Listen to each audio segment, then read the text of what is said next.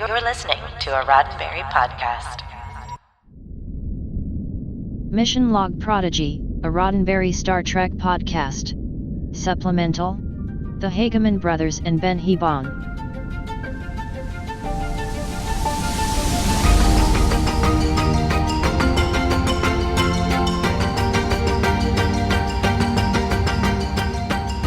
Welcome into another episode of Mission Log Prodigy, a Roddenberry Star Trek podcast. I'm Norman Lau. And I am Charlene Schmidt. And just like our flagship Mission Log podcast, usually each week here on Mission Log Prodigy, we discuss every episode of the animated series and discover morals, messages, and meanings. But we already did that. We finished the season. But guess what? We're not done yet. We got more. We have so much more coming right now and in the months ahead. We have a very special surprise for all of you today, and we're going to get to that after the jump. We got to do a little bit of housekeeping first. Remember that the show's produced for YouTube and as a podcast. So if you're watching us, you know what to do. Hit those buttons, subscribe and like and comment and leave us good feedback and send us love letters. Do all the cool things. And if you're just listening to us, that's cool too. Subscribe via podcast.roddenberry.com and you can still send us love letters. We love that.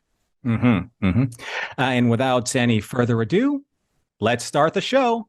Welcome back, everyone, and we have a very special episode for you today. By way of subspace, we are thrilled here at Mission Log Prodigy to welcome back Dan and Kevin Hageman to the show. Hi, Dan. Hi, Kevin. So glad to back. Welcome back. Here. Hey, Norman. Yes.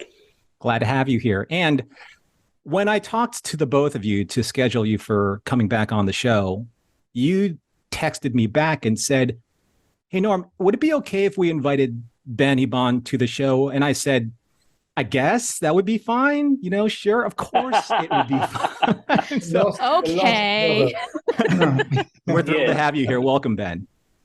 They allowed me out of the down, the under the stairs room. Yeah. Hi. Awesome to be we're with gonna you send. guys. Ben, get back to work. We'll slide that 20 to you later. By way of Mission Log Productions. Yeah.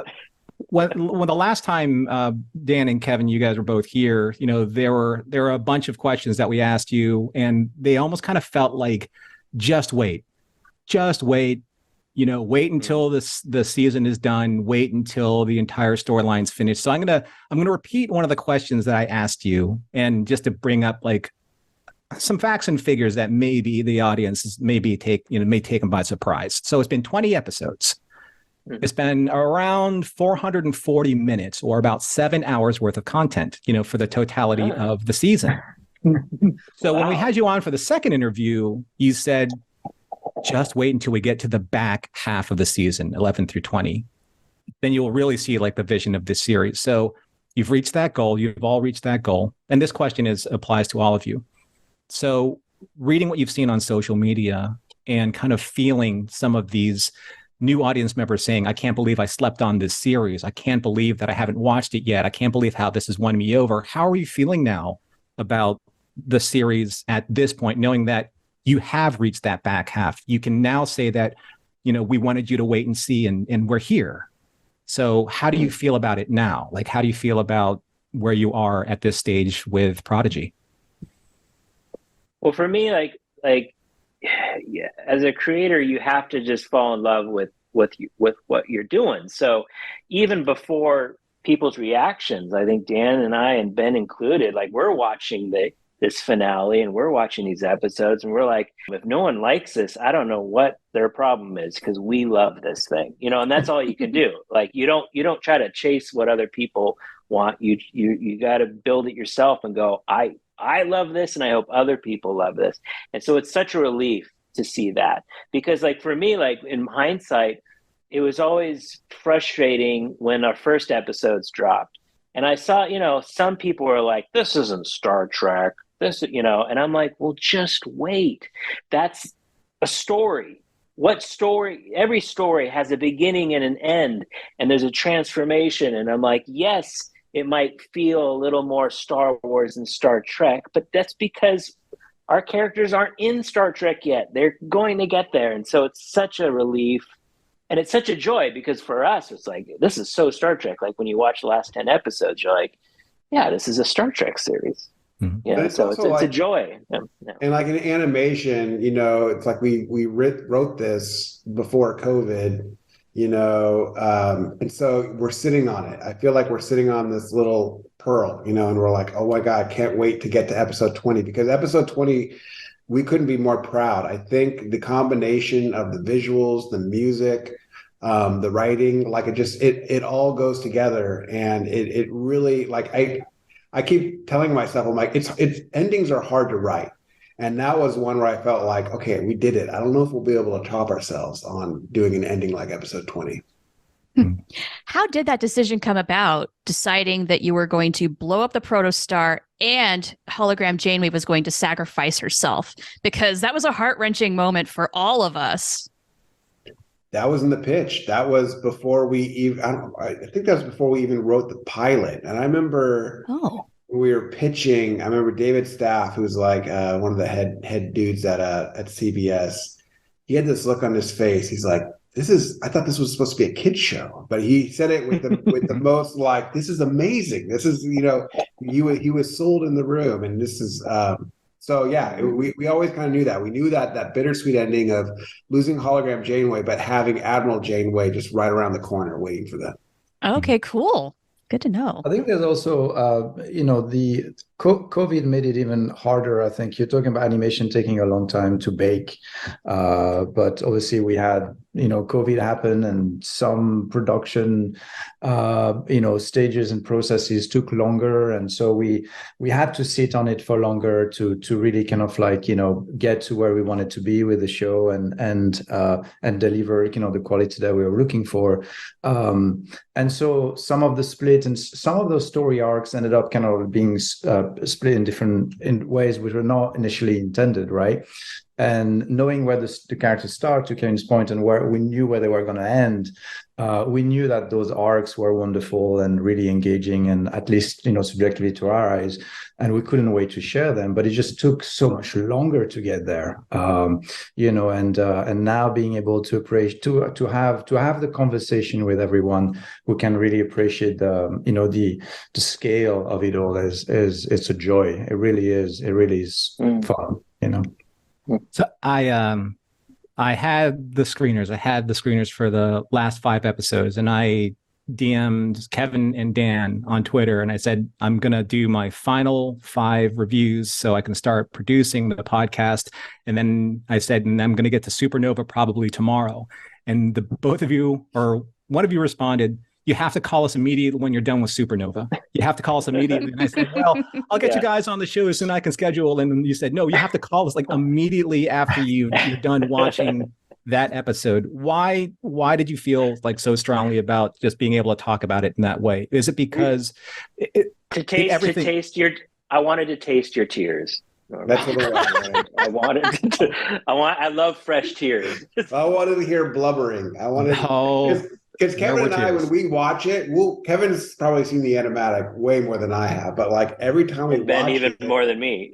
we have the, like, you're every time choking up right when she with the ice linear chip at that moment. That was it. There's like 10 different ways to cry, and even to the place where Gwen's touching Dallas' hand, I'm just like, oh, everything's the pinky hug. The pinky hug. Since we're talking about such like a powerful moment and powerful scenes, I was talking to a friend of mine, and she was talking about Supernova, and she said, I don't understand how the process works, how the written page and working with director can pull so much emotion out of you as an audience member watching it. So hopefully, if you're listening to this, Amy, because Amy Nelson's a friend of mine, and she's a podcaster, and she's just really appreciating this particular episode. Like the pinky scene, like how do those things come about? And she's like, how does it work? How does a director direct? And Ben, this obviously is going to come your way. How does a director direct something that doesn't involve human actors, that doesn't involve like being able to do retakes or being able to say like, no, we're going to move the camera over here. No, I want the camera higher or lower. No, I want the camera pulled in or pulled out or focusing on emotions. How does that work? This is going to be a Ben question. I just want to tell him that the pinky thing was not in the script, so that I just want to say that. Yeah, animation and animators world is all about observing. Animators are in general people that are very cute and very incredibly precise about every human detail, every angle of the head, the eyes shifting, the pupils, that all of those things are and obviously animation can go to extreme amount of detail and being incredibly simplified and yet deliver very emotional performances. So it really is it's all about nuances, right, from a performance point of view. Now we obviously work with the beautiful words on the page. The actors do incredible reads for us, and that really kind of guides it guides the pace, it guides the intention of the scenes. And then obviously the directorial work is it happens almost in parallel a little bit, because we do work on animatics and shot selections, cameras, pacing, all of that stuff sometime before we do recordings of the actors. And so it's a very you need a lot of imagination when you work in animation. You need a lot of desire of discovery, of sharing your experiences both on screen and in conversations. So you find yourself as a group of humans and find these moments and emotion that resonate subjectively to a group of people. It's never one person, really. It is a beautiful group effort. But there is a sense of you have to really imagine what you're going to get, because in animation, once you have locked an animatic, which is a very, very basic, rough version of your episode, it is pretty much done. We have very little room to play around, particularly in TV. So we don't have what we call handles, before and after shots. We don't have shots that fall on the editing floor. That doesn't exist. We don't have extra takes that we can go and look for if suddenly the emotion doesn't click. So we have to be very, very precise and very incredibly kind of the intentions have to be very clear from very early on, which I think it's a complete reverse of live action, where live action you're a lot of the time go on set and hey, stuff happens. Doesn't work out. Let's just see what happens in the moment.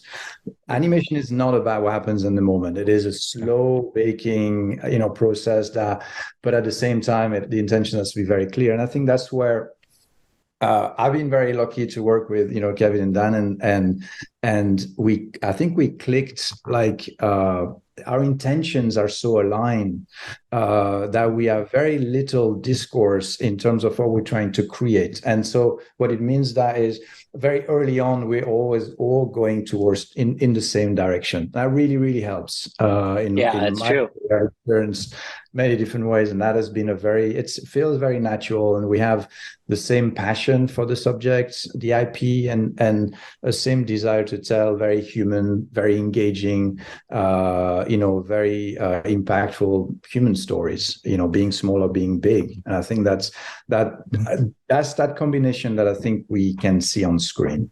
I hope. Can I just add, going back to that Pinky scene, right?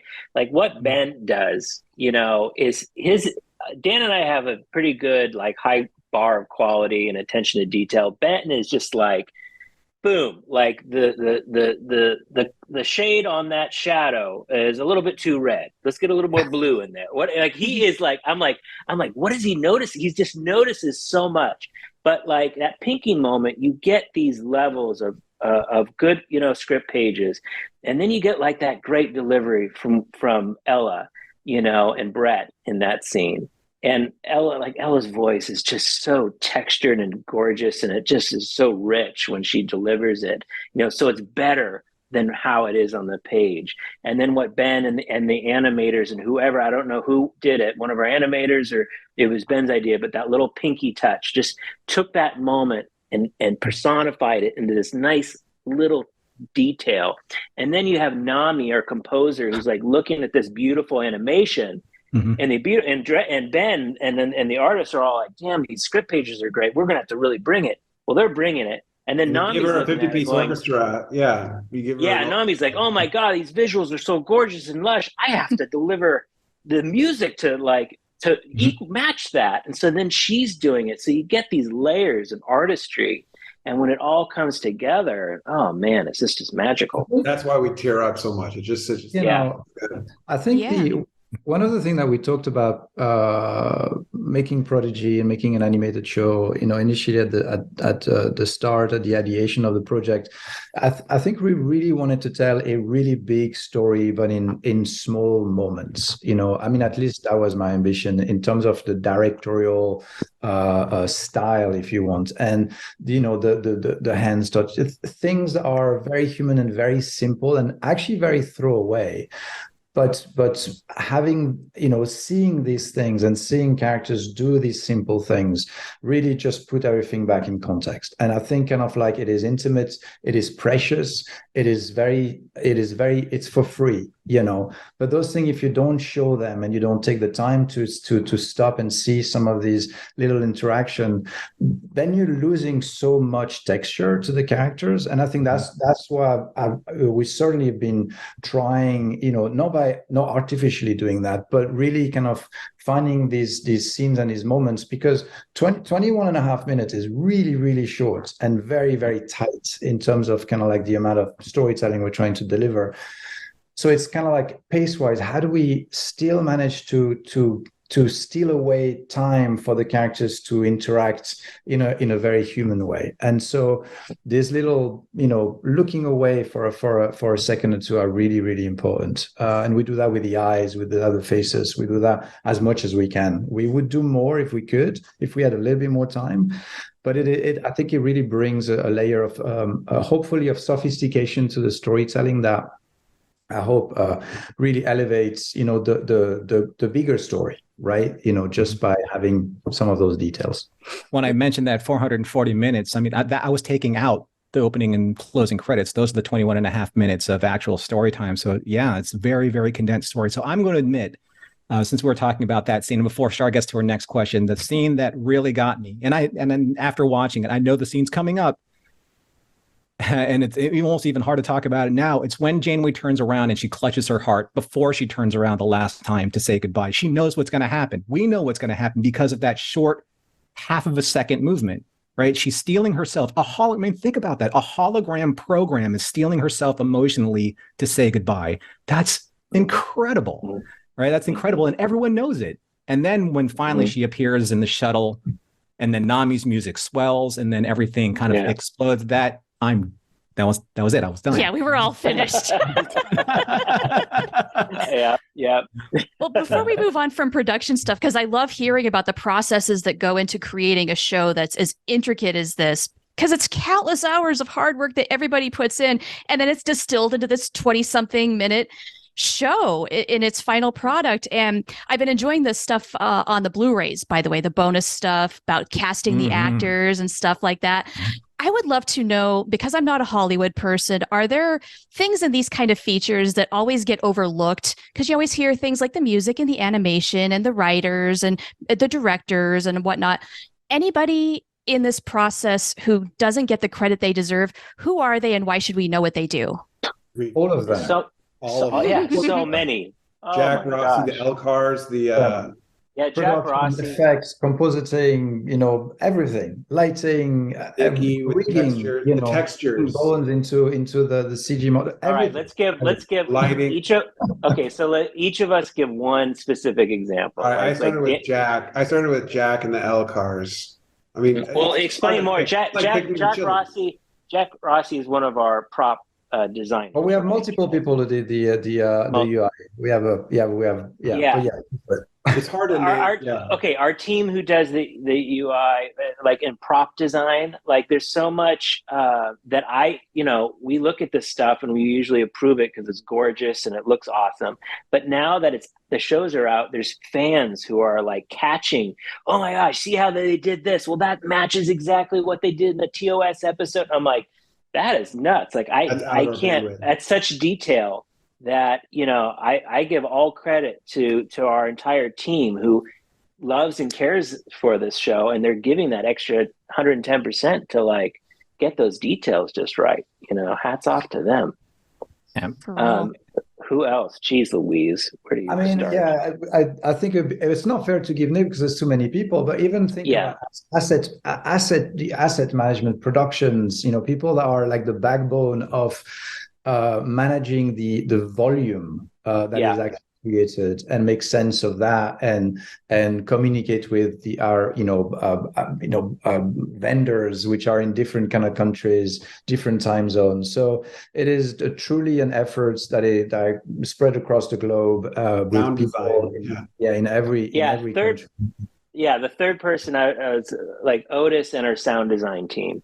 Those guys, it's a perfect example of, this is animated television. Like, we have a decent sized budget for a show, for an animated show, but like, you can't compare us to like a budget of an animated movie, or even like a show like Arcane, which is so much bigger than what we're running off of. So with that budget and that quick time that we have to quickly do this, Otis and the sound design team, they, have done films and TV and stuff, but they're delivering. Like, I was asking them, like, what's the most complex sound design you've ever done for any film or TV show? And they're like, your show, because they love Star Trek and they're giving that extra effort to do a gorgeous sound design. So, yeah. I mean, the soundscape for Star Trek, since it has around a 57-ish year library of sound effects, I mean, it's got to be difficult because, especially when we're doing and pulling sound effects from different eras. Let's go to Kobayashi, for example. You had a TNG bridge. You had all the different sound bites from all the different actors and especially with Leonard, from pretty much the course of his career, from TOS like all the way to Into Darkness, I believe it was, that last shot or beyond.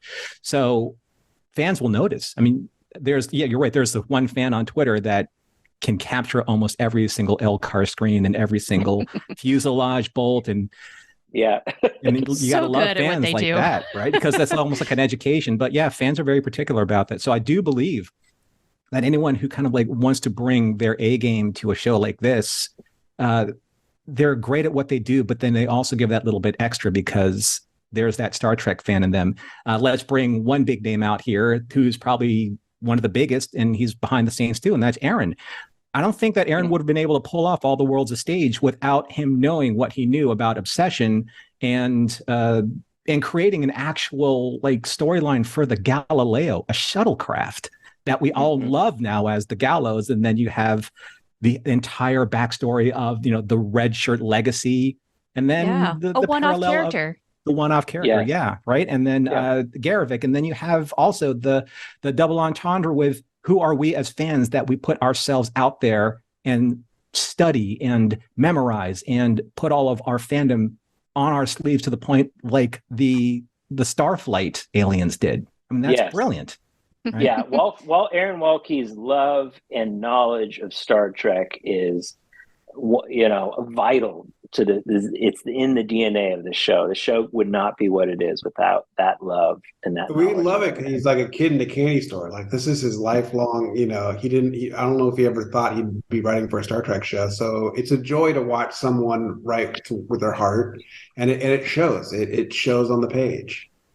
I mean, I think we all feel that as the audience, every single episode we watch. But I wanted to talk about a handful of episodes that the three of you are involved in directly. So you all worked together on Lost and Found's Part 1 and 2, and then you had A Moral Star Part 1 and 2, where you worked with the entire writing team, and then you have Supernova Part 2. So looking at the 20 episodes, you literally worked together and produced the beginning, the middle, and the end. Was that by design so that you were kind of making sure that signature character moments or milestones were hit in the pacing of the show? Is that why those particular episodes were yours as a team to produce and direct? Well, usually, like, as showrunners, you take obviously the pilot's written before the room's there, and you're probably going to be doing the finale. I think our room wrapped around episode 18 when COVID hit, and we had Erin McNamara, who wrote 19, but she was our a writer's assistant, so she was around. So we had a lot of great time working with her on 19, and we just want to be there for like the big milestones. Right. And then it's a little bit like, you're like, okay, and then this. But also, we're there every step of the way. Ben is there every step of the way. We have wonderful animatic directors who help take the script and put it in the animatic form. But then once the animatics are done and stuff, which is stuff that Dan, Ben, and I are constantly reviewing and talking about and helping with. But then when that's done, it does go into Ben's hands, and Ben's imprint is on everything, as well as Dan and I.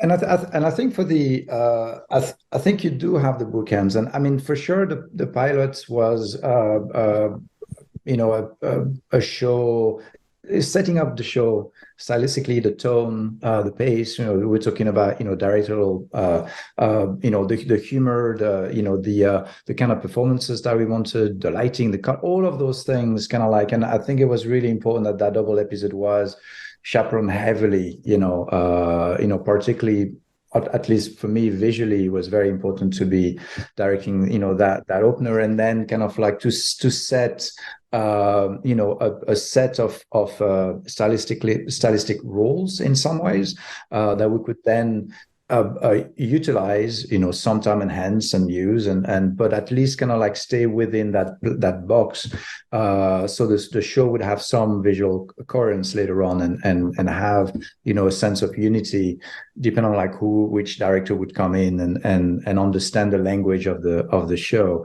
Now the end is also very selfishly, no one destroying the protostar was just not going to be anyone else's job. That's fair. That'd be pretty ruthless. That's pretty ruthless to give it to someone else. I just I could not let that one go. But and in many instances, there's other episodes that I would have loved to completely take over selfishly again. But there's so many aspects of the show that we're constantly reviewing and working on and helping different departments production, that it becomes really tricky. We sometimes have more than 10 episodes, 12 episodes, 15 episodes in flight at one time, and different stages of production. So it's also keeping track of that, making sure that there is the consistency that is so important when you have serialized storytelling. So I'm glad you brought up having kind of like the fingerprint on the episodes, because when Ashley and I did and reviewed Lost and Found 1 and 2, one of the things that we made mention of heavily, because it was very prevalent and almost like this was a very deliberate thing. And I'm glad that you mentioned it in the DVD bonus features, because now I feel like, okay, we actually saw something that you deliberately put on screen, was the focus and attention on the eyes. That was so signature in developing this intimate relationship with these characters early on, especially with Dal and Gwen, because everything's being reflected back from their experiences, these little intonations of color or these inflections of how their eyes move. And then probably even more so with Rock, when Rock finally was given the ability to speak in common, and then her eyes became hard monster eyes, but they were the same eyes to these soft, young girls' eyes, which were the same eyes. It just all depends on the context and the content. So when I saw that and we were talking about that, I'm like, oh, we got something right on the podcast. Awesome. we're literally seeing what you're seeing. Kids' eyes opening up to looking up at the star. I mean, that was all these very simple ideas, eyes full of stars, eyes full of wonder, full of imagination. The protostar, the canopy of the protostar, the bridge of the protostar was that big eye looking into space and just seeing all these colors and all these wonderful unattainable but full of adventure nebulas and planets and worlds out there, and wanting to fly towards it. So it was all about just being open and receive, and I think kids and eyes and reflections and nuances in faces, that close up is what I think we all understand so well. I got a question for Ben. Okay, but I just want to wait before a question. I just want to give a shout out to our animators, directors. We got Patrick Krebs, and Jason and CJ. These guys they take that close up, right? They have the beautiful eyes. Ben's got this great idea and show a close up of Dao's eyes in wonder. We're like, yes, it's fantastic. And it's beautifully animated, right? It's colored, it's just gorgeous. But if you look at those shots, super details, it's like the eyes aren't just opening up and big, but there's always like a faint natural, dilation or a movement that you don't need. You don't do that except to emulate like nature and reality of you know what I mean? And so there's such wonderful animation being done in the performances that I think are just some of the best I've personally seen anywhere in animated TV. You guys remember, like, I think when we're trying to find the style for Prodigy, I think one of the things that just kept coming, and the truth that we wanted to kind of stick to was it needed to feel more natural and grounded, because it is exaggerated by nature because it is animation. We have characters that have volumes and proportions and colors which are fantastical to some extent, and that's part of the charm of animation. But what we wanted to avoid is to have things that were stretching and pulling and bending in ways that just didn't feel natural, and certainly would not fit next to Janeway and Chakotay, and so we wanted to have the ability to the logic of the world to really be sound and to feel like the other shows, the other live action shows. And so that was really important. And so those little details that are very minute and very small, they are also making this character feel that much more real, although it's not real at all, but they feel slightly more kind of present, I think, in the frame. And I think that was something that very early on. Ben very much did that on his own, but I think coming off of Troll Hunters, one lesson we learned from Guillermo was he just talked about animating imperfect moments, and you'll see it in Pinocchio. And like, there's just it's a beautiful idea of the way characters move and doing things for no reason at all. They just because that's what people do. And I think when you see most animation, you don't see that because they have a plan and they stick to it. And it costs more money and extra time to do those imperfect moments that don't do anything other than bring the character to life. But It's like the beating heart of the character. It makes you believe that they're real, and that's when you really start falling for the characters. Be careful, Dan. Janeway's peeking over your shoulder.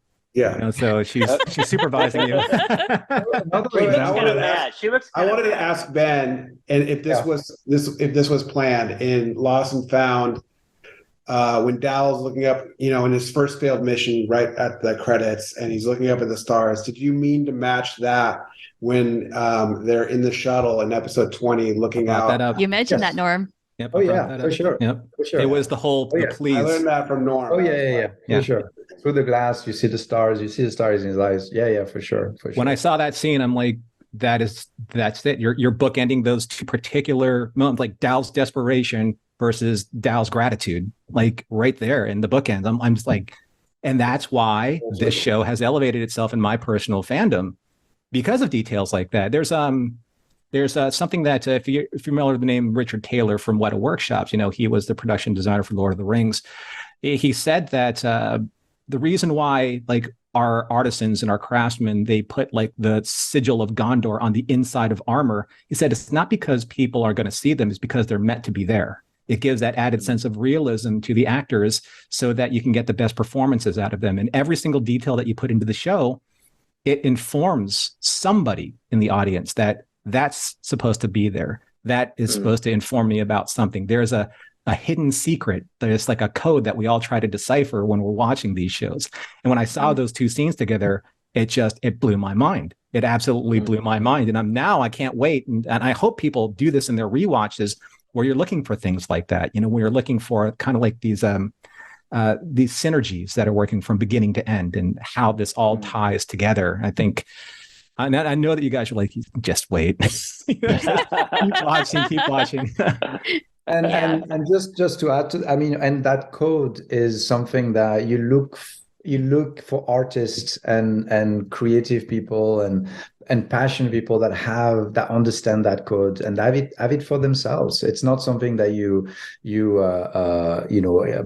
forced upon people. And we've been very lucky, I think, to have incredible artists working on this show that are very hardworking, but also incredibly talented and able to, in their own space, to infuse all of that love for what they do, and that level of detail, which is rare to see in some kids TV production. And I don't like calling it that because I think it's all the art out there is it feels almost derivative, which it shouldn't. But I think it's kind of like in the limited scope in which we're working, given kind of like the box and the duration of each episode, which is quite tight. And so there are constraints that we have to work with, which sometimes feel, very challenging, but they also are very exciting because we're also, supposed to talk to such a wide array and such a big audience and such a wide array of eyes. We have so many eyes looking at this, and that's really, really exciting to us. Hi, Char. I think you're up next. I've been stealing. I've been stealing a lot of airtime.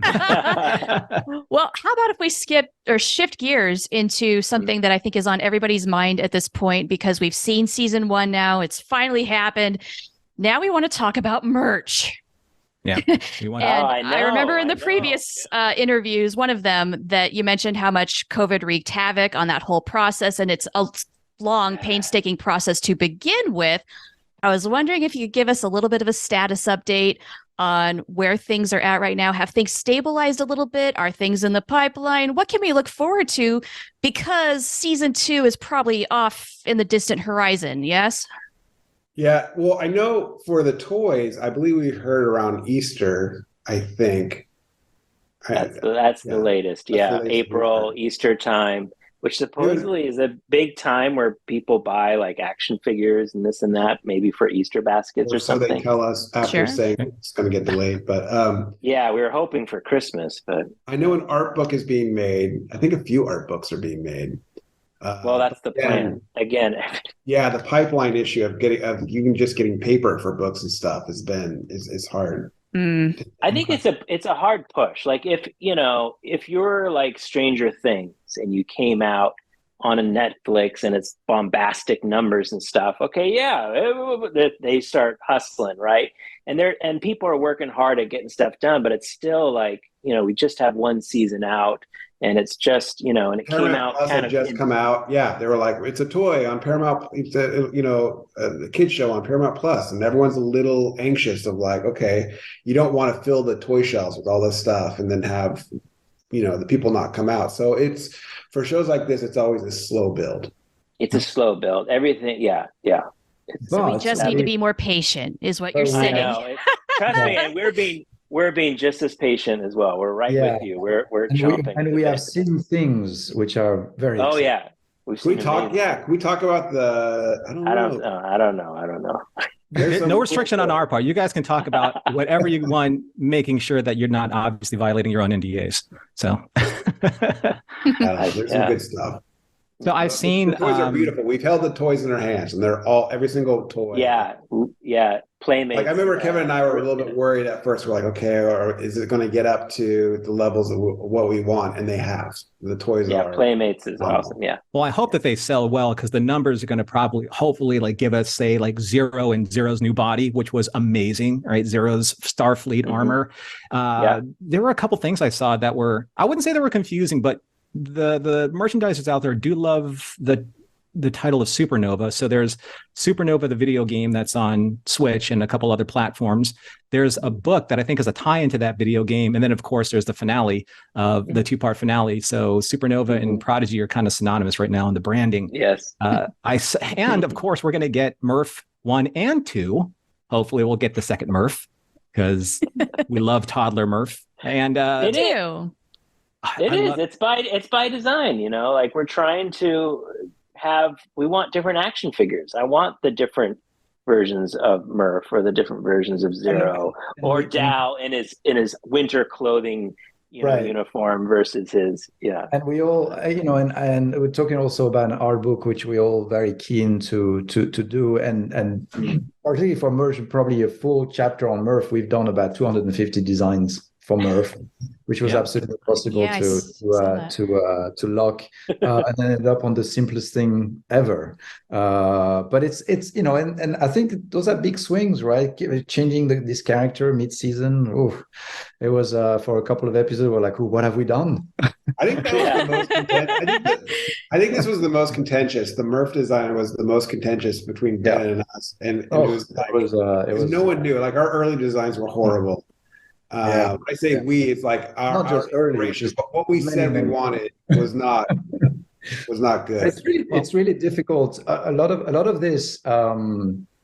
Also because of the material and what we were kind of like wanting, Murph to be made out of, a lot of designs end up being actually quite gross and quite repulsive and not very cute at all. And so it was just really tricky to find the right balance between movement, design, material. Yeah, no, it worked out okay. It worked out okay. I think you did a good job. Back to when Heather Caden's like, why don't we just make him cute? And we're like okay, right. He is cute. Both iterations. All the detail that you were mentioning in the animation and trying to make it real. I was thinking about Murph the whole time you guys were talking about that, because he's the one character who has the exaggeration, where he can flip around and go into space and stretch himself and all sorts of cool stuff. Yeah. It really is a balance. That was just a choice to, Murph really was the last character, put into our show, and it was for the kids because we were worried we didn't have enough for the younger ones. And then the stretching and all that, I mean, that it's a tough balance. We're really trying to balance. Our intent was a show that we're going to have adults and kids like, and how are we going to do that? And so that's why we had fun. I think it's also credits to the script and the writers on the show. Is it never, like, none of the humor or the physical comedy or none of that stuff is ever undercutting the dramatization or the flow of the story itself or reducing character moments. It's never there to end the dramatic scene. Slap. Well, that was pretty adorable. We kept that. I know that was pushing it. That was getting a little like cartoony, but we're like, but we always laughed. But it was also funny. It becomes so part of the character that at some point you accept it. Yeah. But I mean, right after he did that, Dreadnought did something where I think the collective audience just like held their breath. They're like, did we finally see Murph actually get hurt this time? He was frozen. I was like, oh my God, Murph. And he rolled the dice on this character. Yeah, but and the adults are the ones that are being precious about Murph more than the kids, which is hilarious, right? Yeah. We have a few more minutes here, and just a couple of things to maybe start wrapping things up and thinking about what you can let us in on maybe on season 2. So during the entire process, every process is a growth period. We learn things, as creators, and we try and incorporate, things that can improve our work from season to season, from production to production. And I'm not exactly sure where you guys are with season 2, but have you learned, say, a lesson or two that you could probably share with us about season 1 that would help you improve, if that's possible, like improve what you're doing with season 2 from maybe like production standpoint, or being able to put in those nuances that you like, or if there's things about characters that you said, we could have done that just a slightly bit better, because if you do, it's just going to take up the quality of our production exponentially. Just little things, but the little details are the things that matter the most. Well, what's hard to say up front here is that, we're so far down the line with season 2 already. We finished writing that a long time ago. I don't know how many months ago it was.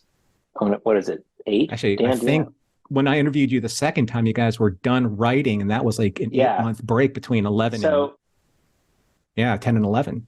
Yeah, and so season 1 wasn't even out yet. So there was very little to go off of, to know what was working or what's not. So I think even season 2, what you're seeing in season 1, season 2, it's us following our guts still, all of us, in what we were doing in season 1. you know. Yeah. Gotcha. There's technical things like Ben can. There's technical things that we do. There's certain there production structure that we do. I mean, those are very boring. Exciting, yeah, pipeline. Very boring. So making things smoother and not so hard on us. As you get into the groove of a show like this, but and you really roll, as Ken was saying, you roll from one season to the next, and therefore you readjust and reshape, and some artists move around, and those are the things that allow for the production to function a little bit better. But I mean, it's I think that the quality or the ambition and of the show is only growing really with time, right? Yeah. So you end up making life a little bit harder regardless. So it's good. It readjusts. It's a balance. But one thing that we took away, as we approached season 2, was we knew what we had written and what we were producing of season 1 at that time. Maybe it hadn't been out, but we knew what we were doing there. So with season 2, Dan and I wanted to make sure that season 2 didn't feel like, it's the exact same thing. Like, I hate it when like the seasons blur together and you have no idea what season was which, and it was all kind of one and the same. There's another sacrifice in the finale. Like, no. Yeah. Always trying to reinvent. Yeah. Yeah. So we tried to really keep the DNA of season 1, but really like, what's the next chapter? What's going to feel like, like when I apologize for making this comparison to Star Wars, God forbid. But when you watched Empire Strikes Back, I remembered that well because it was on Hoth and it had these different aspects to it that was very different from Star Wars, or A New Hope, right? Mm-hmm. And so we definitely wanted to make sure that season 2 has its own flavor. We're on a snow planet. Yeah.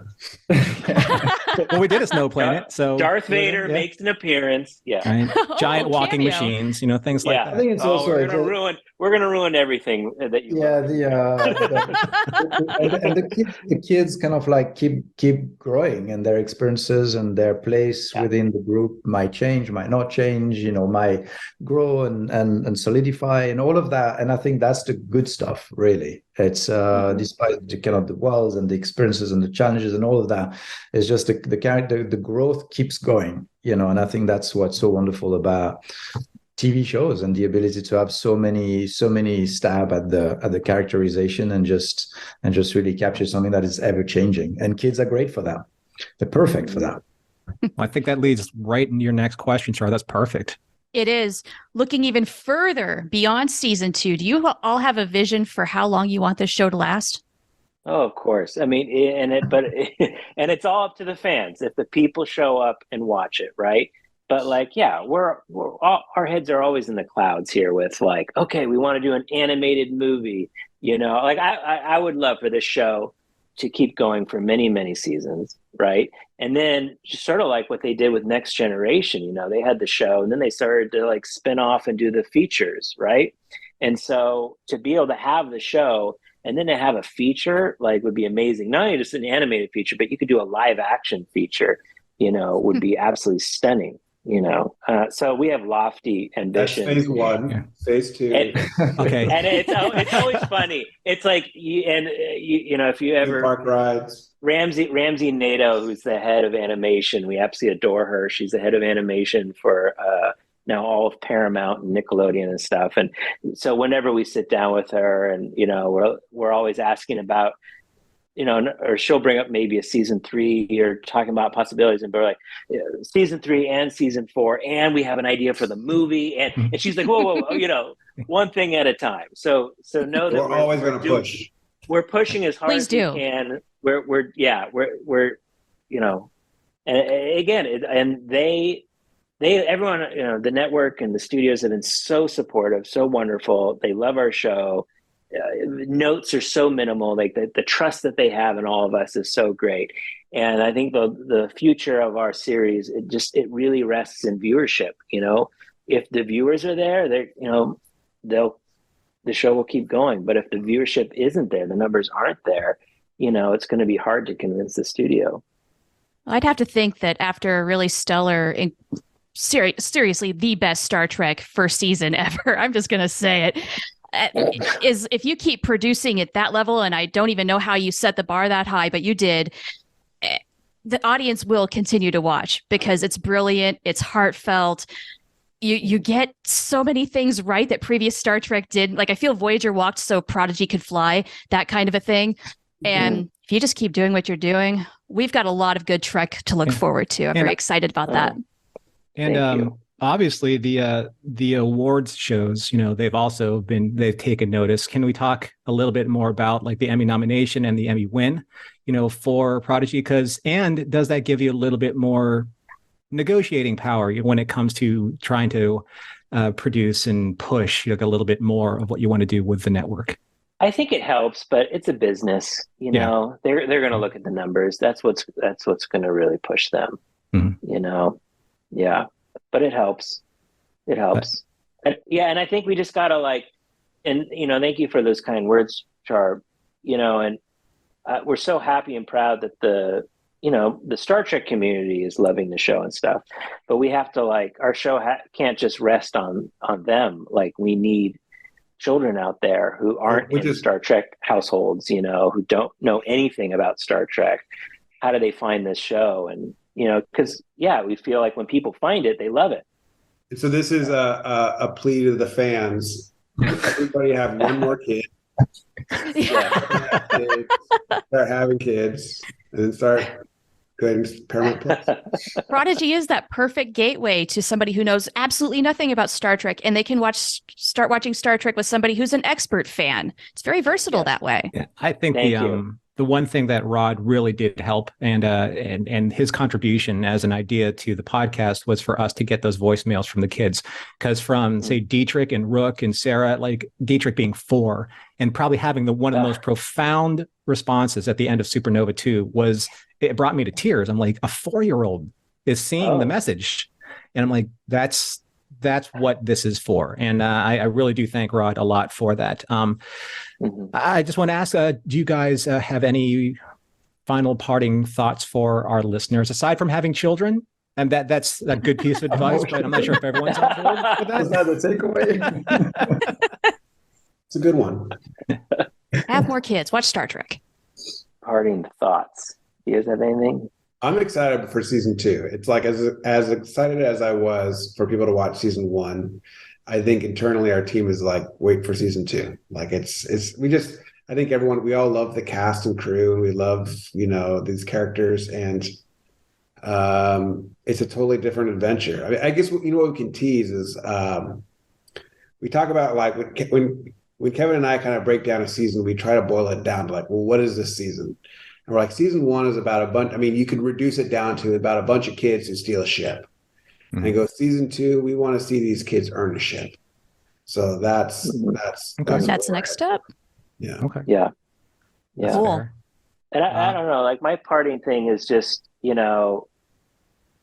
you to everyone who's watched it and enjoyed it, because, we set off to make something that we didn't want it to be disposable television. That's what a lot of entertainment that kids have today is, very disposable.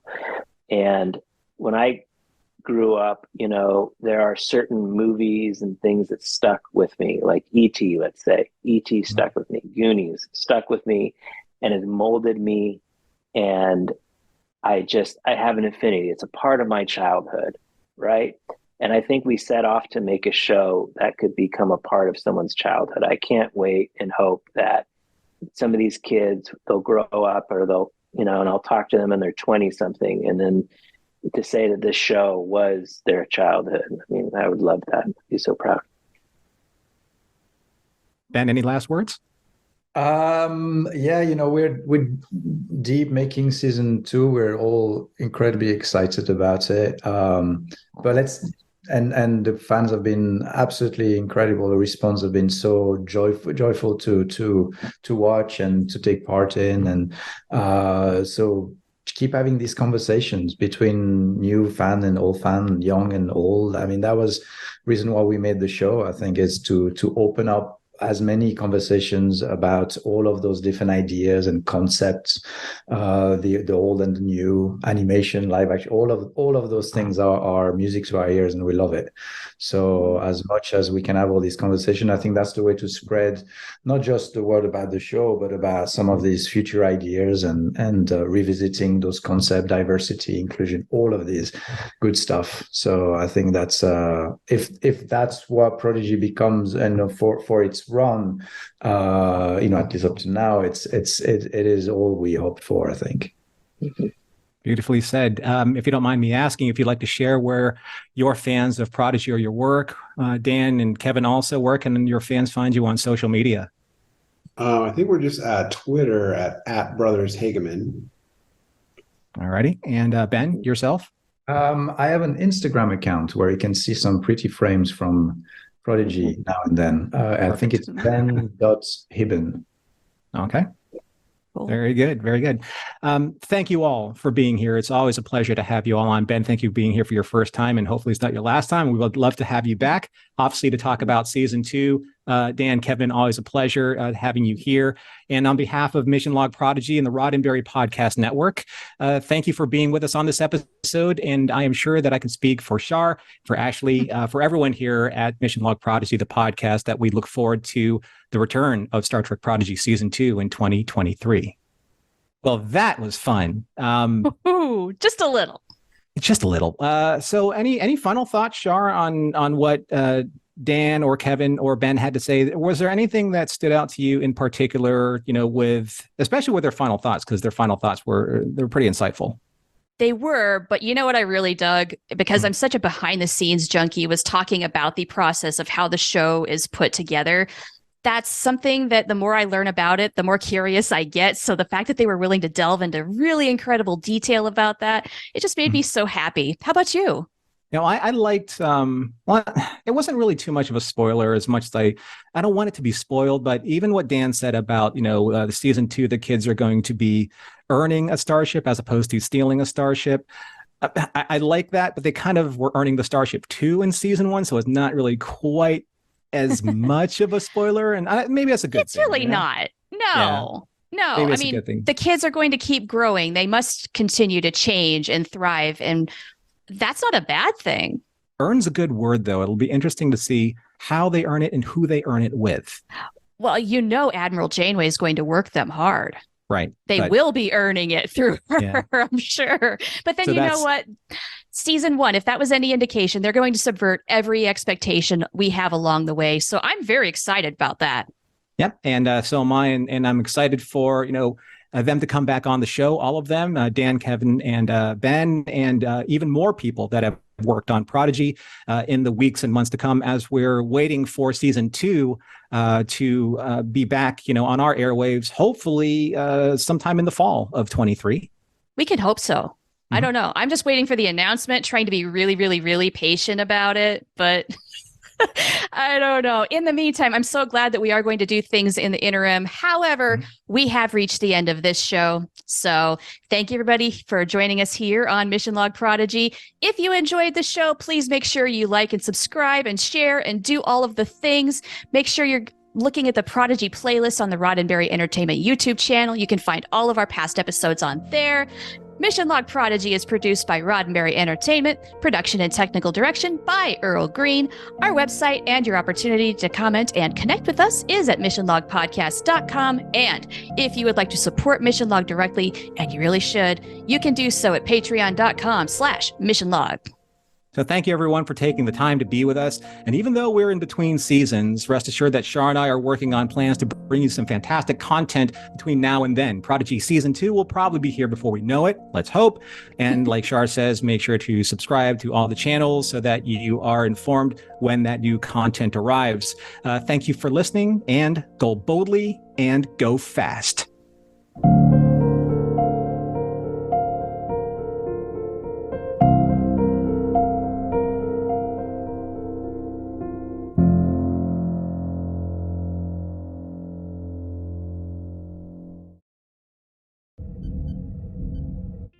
This is a Roddenberry podcast. For more great podcasts, visit podcast.roddenberry.com.